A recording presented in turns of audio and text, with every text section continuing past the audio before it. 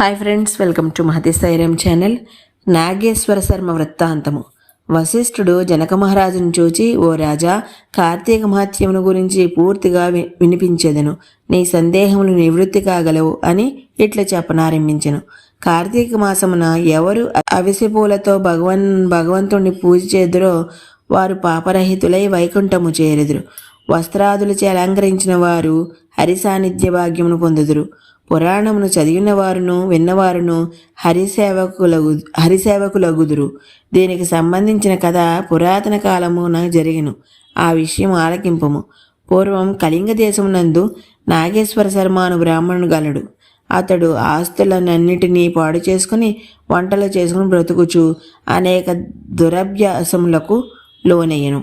వంటల వలన గడవక దొంగతనములు, బాటసార్లను కొల్లగొట్టుట మొదలుగా గల పాపకృత్యములు చేయుచుండెను. అన్నీయూ తెలిసియు అతని భార్య మహా ఇల్లాలు కావున మిన్నకుండెను.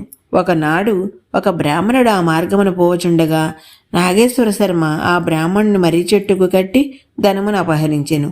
అంతలో ఒక కిరాతకుడు వారిద్దరినీ చంపి ధనముతో పోవుచుండగా ఒక పెద్ద పులి అతనిపై పడెను. కిరాతకుని దెబ్బకు పులి వలన కిరాతకుడు మరణించిరి. వారు నలుగురు పాపులగుట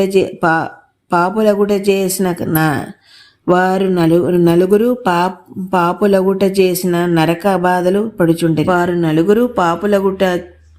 వారు చేసిన పాపములకు నరక బాధలు పడుచుండరి. నాగేశ్వర శర్మ భార్య సదాచారముతో భర్తను భగవన్ని తలుచుకుని కాలము గడుపుచుండెను. ఒకనాడు ఆ గ్రామమునకు సత్యభారతి అను యోగి వచ్చెను.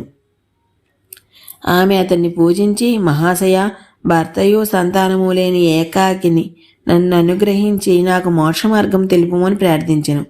ఆమె వినయమునకు సంతసించి, ఆ సత్యభారతి స్వామి, అమ్మ, ఈ దినమున కార్తీక పూర్ణిమ, ఈ రాత్రి దేవాలయమున దీపం నుంచి సత్ఫలితములు కలుగును కావున అట్లు చేయము అనగా ఆమె ఎంతగానో సంతోషించినది.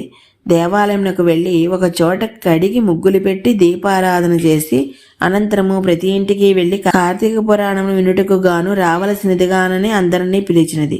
పూర్తిగా పురాణము వినినది. ఆ రోజు నుండి విష్ణుభక్తి కలిగి హరిపూజ చేయుచు మరణించెను. పుణ్యాత్మురాలు గదా ఆమెను విష్ణుదూతలు విమానం నెక్కించుకొని కొంతకాలము ఒక పాపాత్ముని భార్యగా ఉన్నందులకు గాను ఆ దోష నివృత్తికి నరకమునకు కొని వచ్చిరి. అతడు బాధలు పడుచున్న భర్తను మిగిలిన మువ్వరిని చూచి విష్ణుదూతల వలన యావదృత్యాంతమును విని వారలను కూడా తనతో కొనిపోవుడని ప్రార్థించగా, విష్ణుదూతలమ్మ, వారు నలుగురు మహాపాపులు. నీవు అనర్చిన కార్తీక దీప ఫలమును కొంత భాగమును వారికి సమర్పించినా వారు పాపరహితులై వైకుంఠముకు రాగలరని చెప్పగా, ఆమె వారు నలుగురి యందును దయతలచి తన దీపారాధన ఫలమును కొంత భాగమును దారపోసెను. వారు పాపరహితులై వచ్చి ఆమెకు నమస్కరించి విమానంలో కూర్చుండి వైకుంఠంలోకి చేరిరి. ఓ రాజా, దీపదాన ఫలం ఎంత గొప్పదో ఎంచితివా? ఈ కథ విన్నవారికి సకల పాపంలో హరించును అని తెలియజేశాను. సాలగ్రామ మహిమ.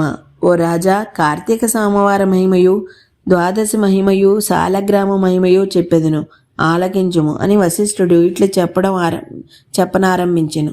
ఓ రాజా, కార్తీక మాసమున సోమవారమున మిక్కిలి పవిత్రమైనది. అది ఆ దినమున స్నానదానాదులు చేసిన వారు మిక్కిలి పుణ్యాత్ములగుదురు.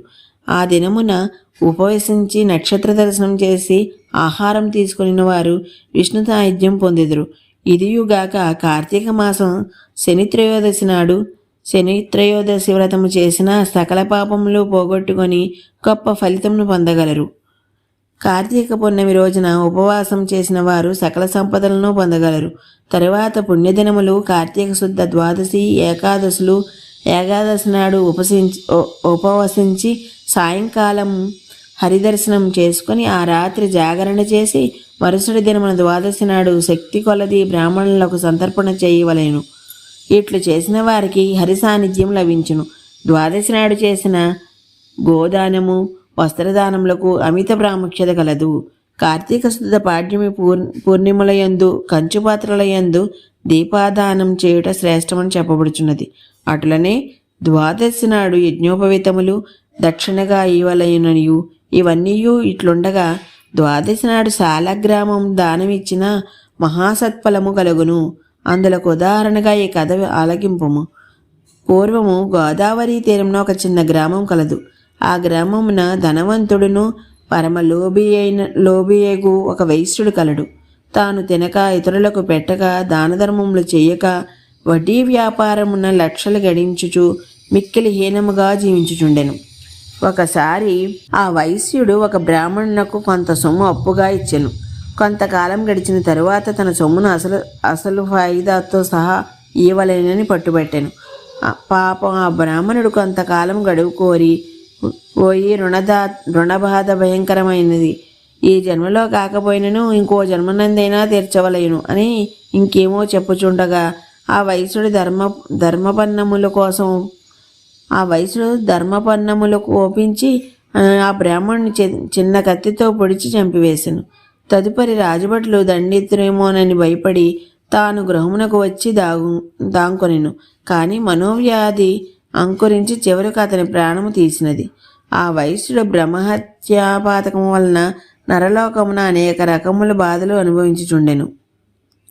ఆ వైశ్యునికి ఒక పుత్రుడు గలడు. అతడు సుబుద్ధి అని పేరు గలవాడు. తండ్రి వలెగాక ధర్మాత్ముడై దానధర్మములు చేయుచు ప్రజోపయోగమగు కార్యములు చేయుచు కాలము గడుపుచుండెను. అతని అదృష్టమున భూలోక సంచారము చేయుచు నారద మహర్షి అతని ఇంటికి వచ్చి అతడు చేయుచున్న దానధర్మములను మిక్కిలి సంతసించి, ఓయి నీ తండ్రి బ్రహ్మహత్యా పాపం వలన యమలోకమున నరకబాధలు అనుభవించుచున్నాడు. కావున కార్తీక ద్వాదశి నాడు బ్రాహ్మణోత్తమునకు సాలగ్రామ దానము చేసి బాధలు తప్పింపమని చెప్పి తన దారిని తాను పోయాను. ఆ మాట విన్న సుబుద్ధి ధన అన్న వస్త్ర కన్యాదానములు చేయుచున్నాను. ఇన్నింటి వలన కలుగని ఫలము ఈ రాళ్ల దానం చేయటి వలన కలుగునా అని ఏంచి ఆ సాలగ్రామ దానం చేయక మెన్నకుండెను. కొంతకాలం గడిచి కాలము ఆసన్నమై అతడు మరణించెను.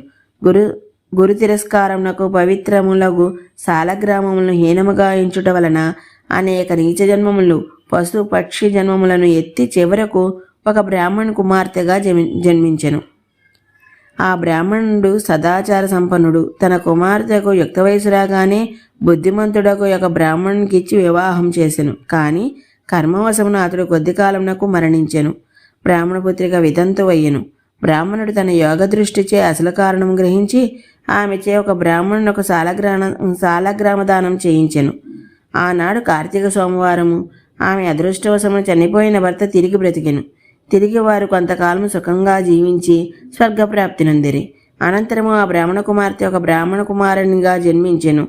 పూర్వజన్మ కృతము వలన నారద మహర్షి తనకు చెప్పిన మాటలు గ్రహించి బ్రాహ్మణులకు సాలగ్రామదానం చేసి తండ్రి బాధలు పోగొట్టెను. కావున ఓ రాజా, సర్వఫలములను నొసంగు సాలగ్రామదానంబులు చేసి నీవును స్వర్గప్రాప్తిని పొందుము అని వశిష్ఠుడు జనకునకు ఉపదేశం చేసెను. ఈ రోజుకి ఇక్కడితో ఆపుతున్నాను. మిగతాది రేపు చెప్తాను. అంతవరకు ధన్యవాదాలు.